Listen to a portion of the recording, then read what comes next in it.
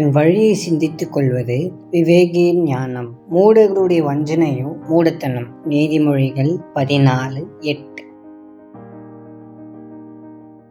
நம்மிடம் நிறைய பணம் இருந்தாலும் சரி, கொஞ்சம் இருந்தாலும் சரி, நாம் இயேசுவின் சீடராக இருந்து அவர் நமக்கு கொடுத்திருக்கும் எல்லாவற்றையும் நன்றாக நிர்வகிக்க விரும்பினால், பணத்தை எப்படி புத்திசாலித்தனமாக நிர்வகிப்பது என்பதை கட்டாயமாக அறிந்தவர்களாக இருக்க வேண்டும். நம்முடைய பணத்தை புத்திசாலித்தனமாக நிர்வகிக்க நம்முடைய செலவு செய்ய போகிற காரியங்களை குறித்து முதலில் நாம் சிந்தித்து பார்க்க வேண்டும். இதையே ஞானமுள்ளவர்கள் தங்களுடைய வழியை குறித்து சிந்தித்து பார்க்கிறார்கள் என்று பரிசுத்த வேதாகமம் கற்பிக்கிறது.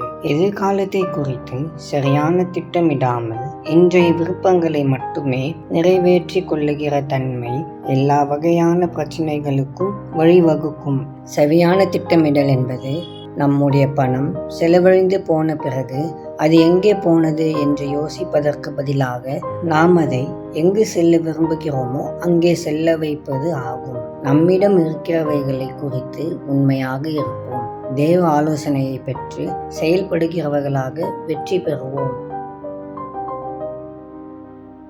அன்பின் பரலோக தகப்பனே, இந்த நல்ல நாளுக்காக உமக்கு நன்றி செலுத்துகிறோம். கண்மலையாகிய கர்த்தாவே, நீவே எங்கள் ஆண்டவர், மீட்பர், நம்பிக்கை, பாதுகாவலர் என்று உம்மை துதிக்கிறோம். கர்த்தாவே, நாங்கள் நீர் கொடுத்திருக்கும் பணத்தை பிரயோஜனமாக செலவழிக்க, தேவைக்காக செலவழிக்க எங்களுக்கு உதவி செய்யும். எல்லா வீண் விரயங்களுக்கும் எங்களை விலக்கி காத்து கொள்ளும். தகப்பனே, நீர் கொடுத்திருக்கும் பணத்தை நாங்கள் வீணாக்காமல் ஞானமாக சிந்தித்து செலவழிக்க கிருபை தாரும். இந்த நாளிலும் உம்முடைய சமூகமும் பிரசன்னமும் எங்களை வழிநடத்தும்படி ஜெபிக்கிறோம். உமக்கே மகிமை உண்டாவதாக.